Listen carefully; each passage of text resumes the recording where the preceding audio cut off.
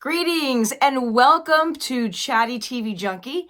I'm your TV Junkie, Wendy, and welcome to the new subscribers. I got some new subscribers since the last time I posted when we talked about the Golden Bachelor. Speaking of which, someone had left a comment that they didn't think that the Golden Bachelor was going to be on this coming week, but today is the 14th of November.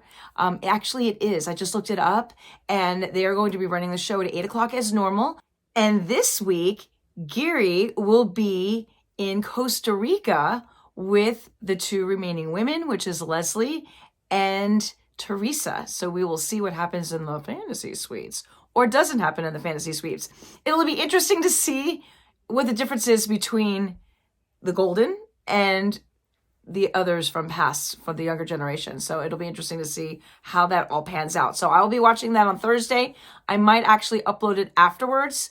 We'll see how tired I am afterwards and what other shows I catch up on. One of the shows, though, that I did catch up on the other night, and I haven't talked about it yet on this station, but I wanted to talk about it just in case anybody watches it. It is not reality. It is a show on Apple TV called The Morning Show. They just had the season 3 finale. If you have not watched this show, Steve Carell was in the first season. You have to watch it. It is so good. Now, I was in the news business for many years, and that is why I had to watch it, because I worked on a morning show, and my hours were horrible. This is not right when I got out of college. When I got right out of college, it took me a while to find a job in my industry. It was really not easy to get a job in the industry back in the day. This was in the 90s. And I actually ended up meeting someone at a bar who said, here's my card. Give me a call on Monday and I'll get you in to see the right people. And he did. And my first job in the TV business was running the teleprompter, which doesn't even exist anymore because nowadays the anchors do it themselves. But back in the day, it was not on computer.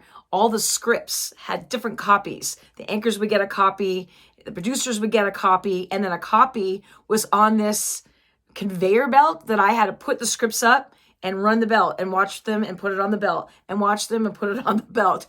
And if I messed up, they messed up. So my job was actually, even though it looked like it was a tedious job, but it was actually pretty important because if I messed up or got everything in the wrong order, I would have messed up the whole show. So that was my first foray into the industry. Then I was on the assignment desk, and then eventually I was a producer or associate producer. I did a lot of writing. And that was on the morning show that I worked on here in Tampa for quite a few years. Then I moved on to a different station, and then I hung it up and said, no, I'm going to focus on my voiceovers, and that's what I do now. But I was in the business, and so it was interesting to see, everything going on there on the show, and it's gone through, different stages. Well, this last season, they brought Jon Hamm on. Now, I haven't really watched anything that Jon Hamm has been in since Mad Men, which he was amazing in. And I love Jon Hamm. He's so cute. And watching the scenes between he and Jennifer Aniston, woo! They were steamy. So if you haven't watched it, you have to go watch it. It is so good. And now their next season, they left it at a cliffhanger.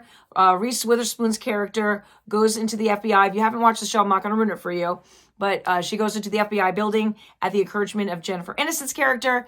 And they leave it in the cliffhanger. So, if they want to write her out, they could. But I believe she's an executive producer of the show, so I don't think she's going anywhere. I also hear that Jon Hamm is coming back for season 4. So I was looking it up to see what else he might be in. It turns out that there is a brand new season of Fargo coming up that Jon Hamm is in.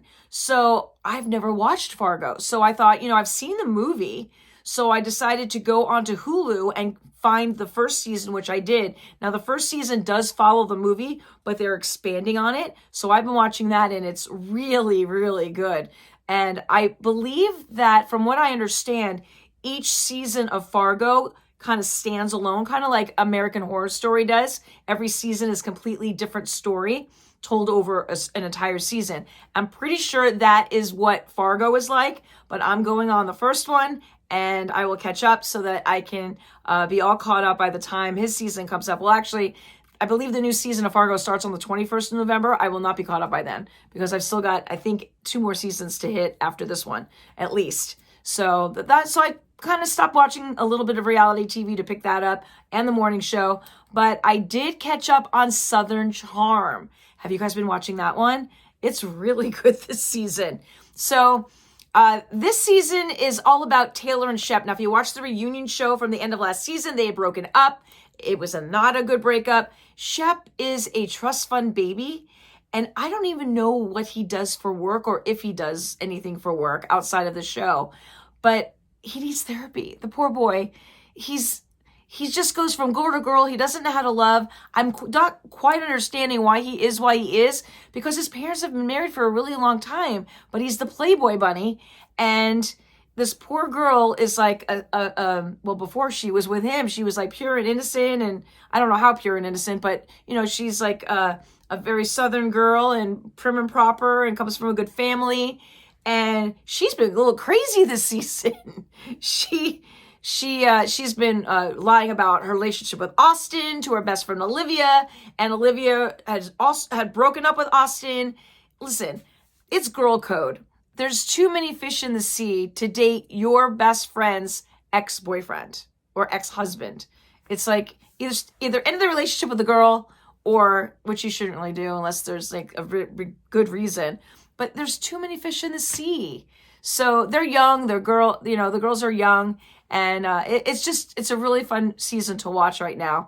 And so if you've watched that season, comment below about what you think. I believe it might be on tonight. I never know what days it's on. It's either Tuesdays or Wednesdays. Right now it's Tuesday. So I am going to actually wrap this up early because I am going to eat my dinner. It's actually super late. I believe it's almost 9 o'clock. And I still haven't eaten my dinner. So I'm going to go eat my dinner and kick back, relax, and see what TV is on tonight. Now, I do know that Below Deck did record, but that's a show that I only watch with my husband, and he's not able to watch it with me tonight, so I will save that for when he can. And we've been watching that. That one is really good. My favorite is Down Under with Captain Jason. If you haven't seen Captain Jason, you'll understand why, on the Jon Hamm level. And but this one's with Captain Sandy, and it's also been a very good season. So, okay, well, on that note, thank you for tuning into the Chatty TV Junkie.